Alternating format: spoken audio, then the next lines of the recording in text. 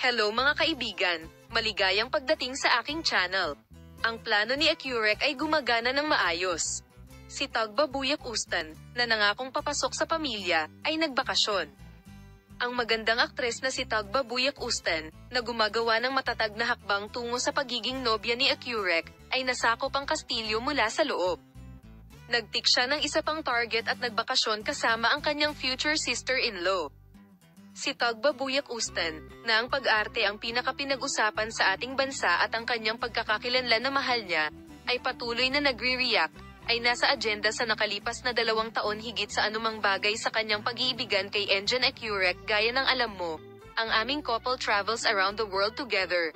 Bihira lang silang makita sa camera na magkasama, never silang nag-share sa mga social media accounts nila. Pero alam mo naman na may nakakaloka silang pag-ibig, feeling ko unti-unti nang nagiging seryoso. At sa puntong ito, may nadagdag na bagong miyembro ng Patrol Upgrade family.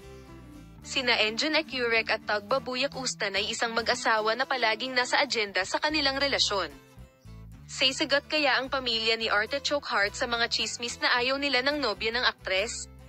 Nang gumanap si Tagbabuyak Ustan bilang isang bride-to-be na artista, nagsimulang maulit ang senaryo na, sabi ko.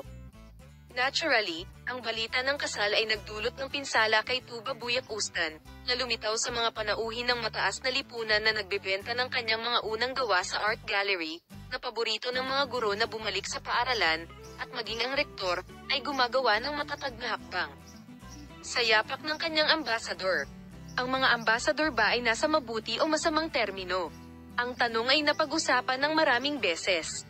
Ngunit hindi ito kung ano ito, wala kaming nakitang mga hindi pagkakasundo sa pagitan nila. Sa katunayan, ang mga hinaharap na nobya ay dumalo sa mga imbitasyon ng mga kilalang pangalan ng lipunan ng magkasama, bawat babae, ng ilang beses.